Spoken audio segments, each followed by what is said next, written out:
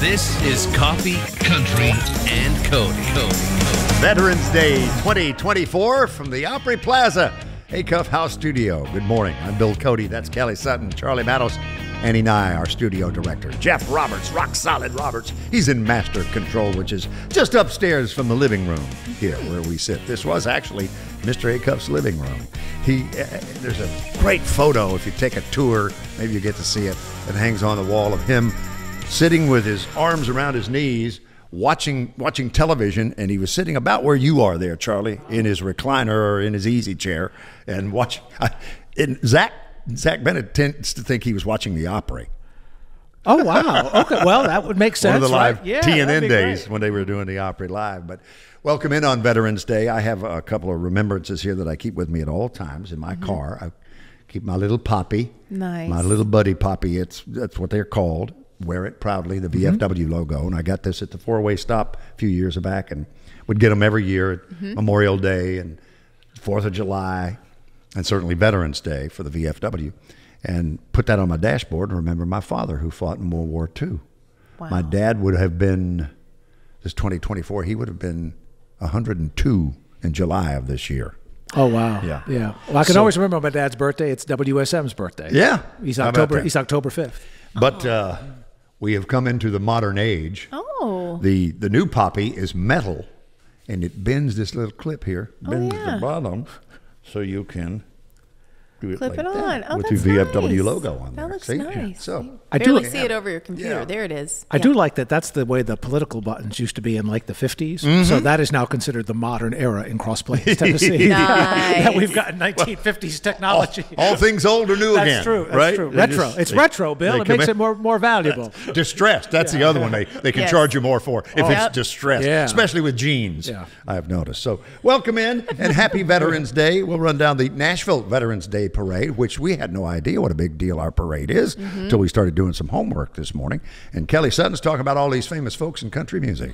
Oh, yeah. Jamie Johnson, brand new album out. We're going to talk about that. Midnight Gasoline.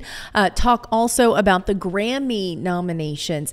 Some really big honors for a lot of our friends. There were a couple that made me like squeal, and I had to send a few texts off. So we'll tell you who is nominated, some surprises there. And also, just found this, Sam Hunt is like us, loves breakfast. Why? We'll tell you coming up in Entertainment Headlines. More Coffee, Country, and Cody is on WSM. After serving our country, veterans continue to serve right here at home. They're coaches, entertainers, small business owners, bringing their dedication and skills to the communities they love. At Wounded Warrior Project on Veterans Day and every day, we honor your service, and we're grateful for your commitment to making a difference. You are living proof that after service, anything is possible.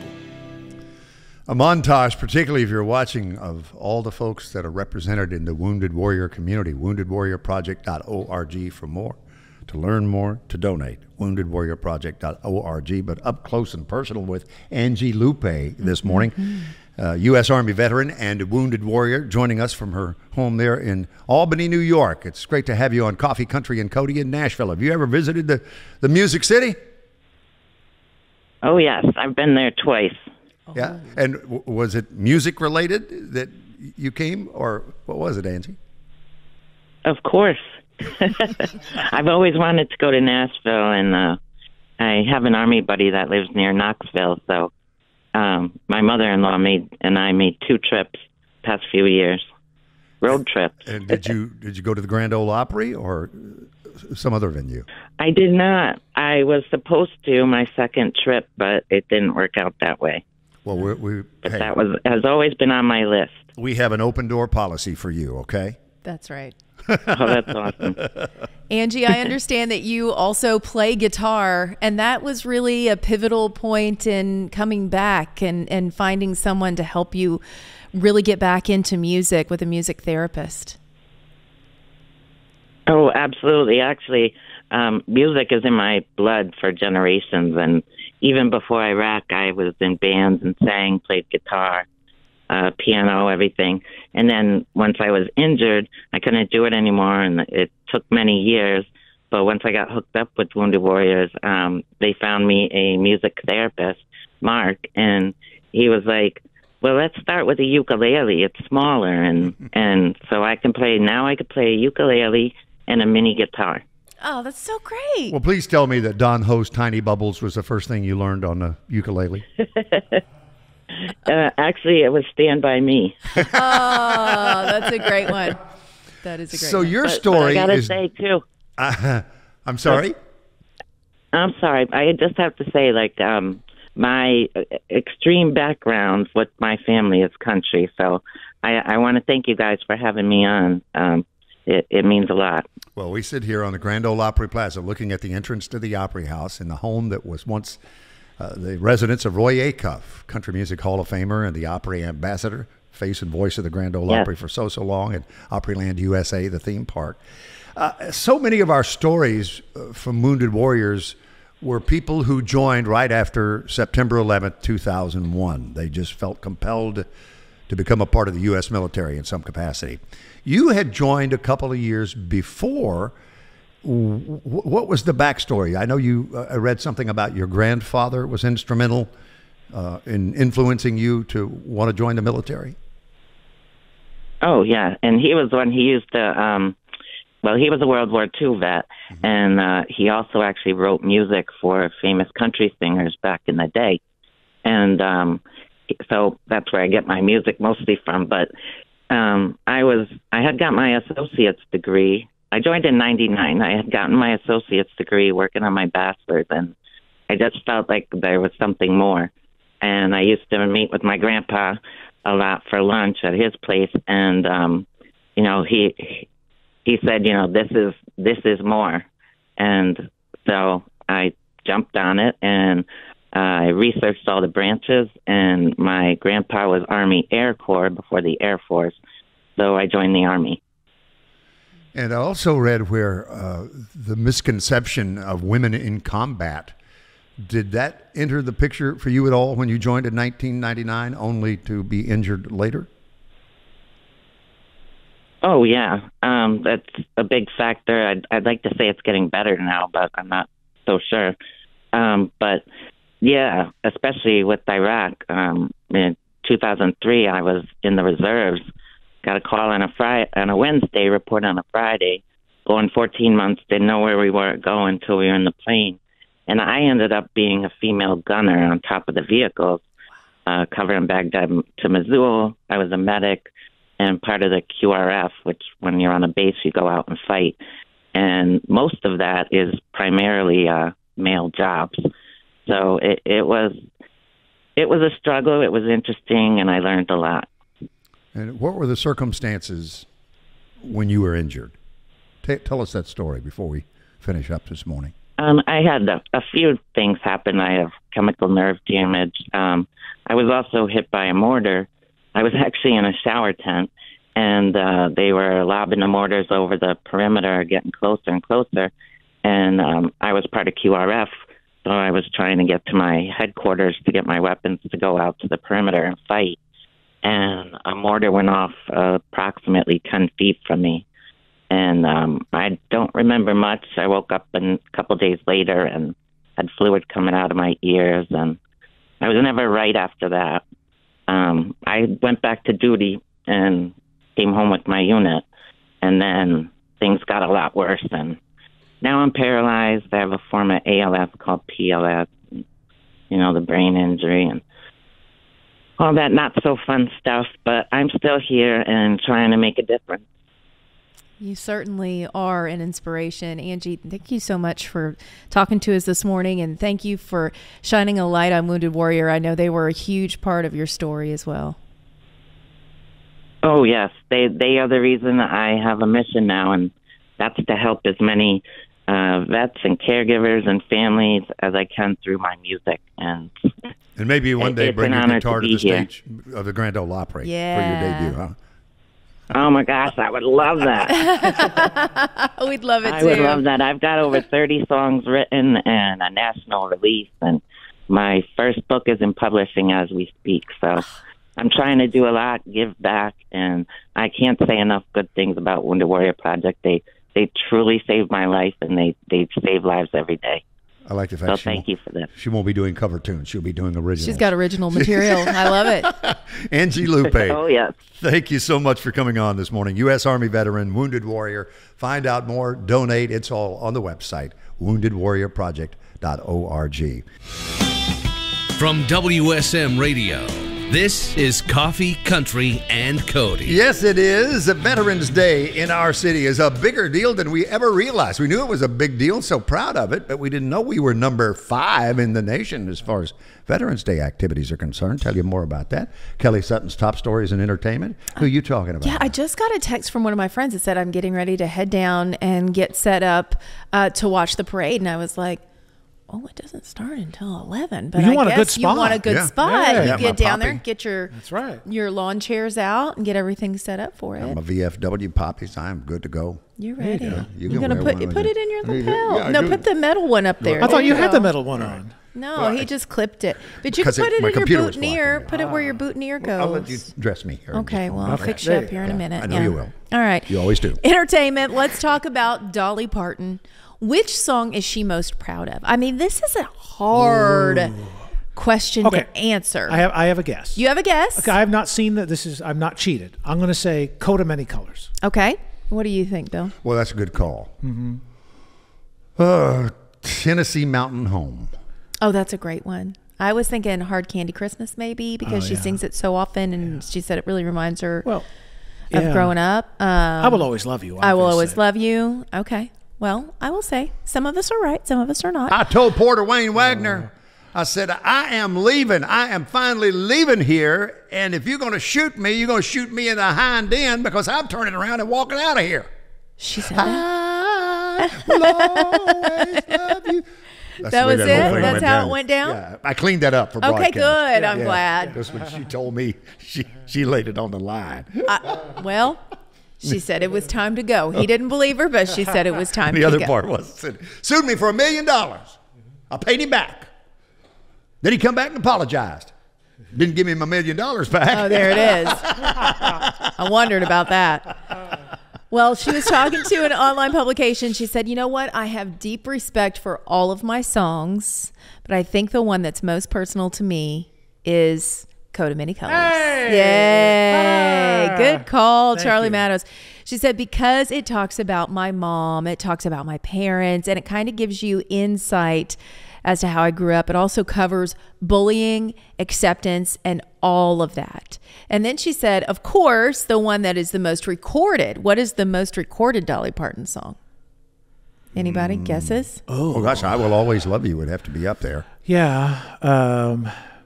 That one's probably made her the most money. Yeah. Just because the Jolene? Whitney Houston. Jolene. Is it Jolene? Jolene Okay. has been the most recorded. She said, of course, the one that's most recorded is Jolene. It seems to be the favorite. That song has been recorded, somebody told me, 450 times in the last 52 years.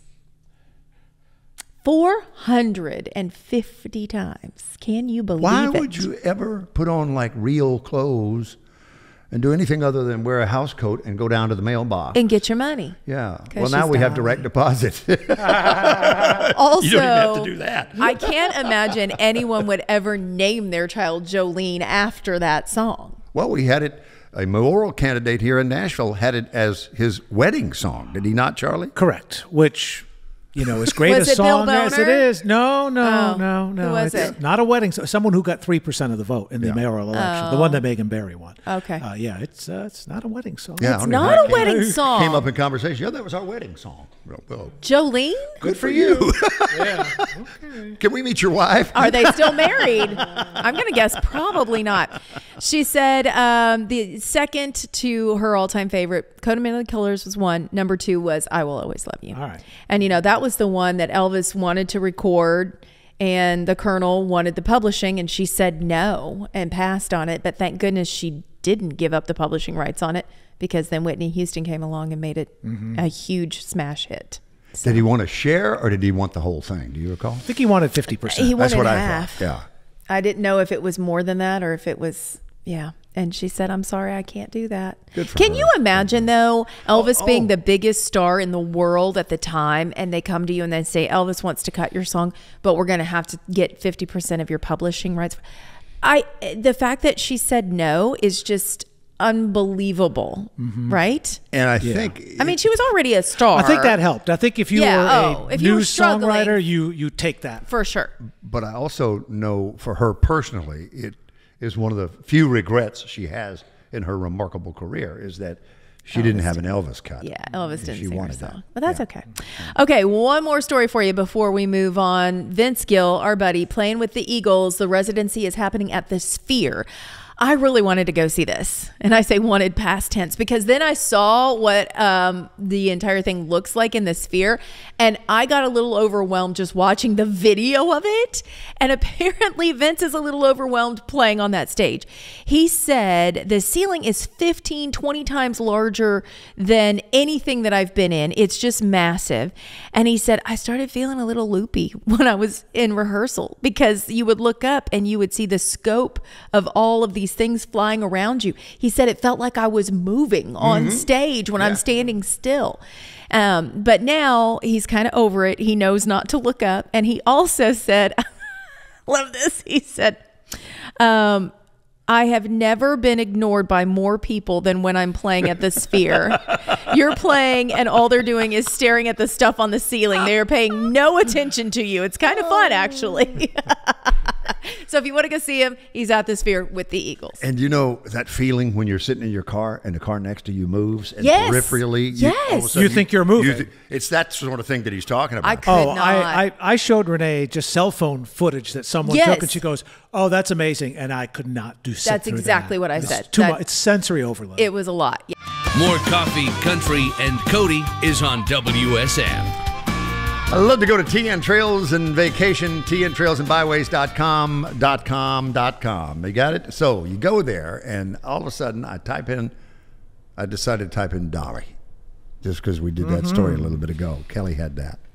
And the first thing that Was pops Wood up, your first matchup? the Tennessee Placation Guide for Kids, which is this interactive guide that you can take on the road, and it keeps kids busy and occupied. And it says, win my Dollywood experience of a lifetime. Listen to this. Inside these guides, my VIP butterfly tickets are hidden. This is from Dolly. Inside 10 kids guides, which you can get at TN Vacation, tntrailsandbyways.com. If you're one of the lucky finders, you'll get 4 tickets to Dollywood's 2025 season opening to celebrate 40 years. Dollywood is 40 years old next year. Wow, that's great. Which will be here before you know it. You also want a 2-night stay at one of her Dollywood luxury resorts, season passes to Dollywood, and lots of other things. So tntrailsandbyways.com. Just click on that link where it says Placation, Tennessee Placation. On the way, I went to TN Trails and Byways, and I searched for pie. And we'll be stopping at Dale's Fried Pies in Knoxville on our way to our next trip to Dollywood. Yeah, don't bake me a pie. Fry me a pie. That's right. And you also get some good pizza recommendations, too, with pizza pies at tntrailsandbyways.com. So get off the beaten path. Stand out on the scenic route. That's TN Trails, TN Vacation, tntrailsandbyways.com. All right, Kelly Sutton, more entertainment from you? Yeah, we're talking about Carly Pearce and Michael Bublé. Thank you, by the way, for helping me with my poppy. Well, I didn't do my much. I just veteran said, yeah, stage. push it down, and there it looks nice. Okay. Looks very, very nice. Thank you. Yeah, and you know, red, you've got on the poppy. And if you're, you know, already in the Christmas mood, you can start wearing your Christmas colors. You can start bringing out the Christmas decor because we've got more Christmas music, including a new Christmas song from Carly Pearce and Michael Bublé. This is what threw me for a loop. We all know Michael Bublé has a complete catalog of Christmas music, right? And some people kind of refer to him as the king of Christmas. Don't tell Brett Eldridge that he's calling himself that.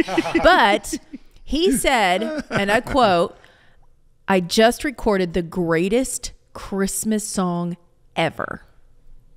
Now, that's got to be pretty good if you're saying it's the greatest Christmas song ever.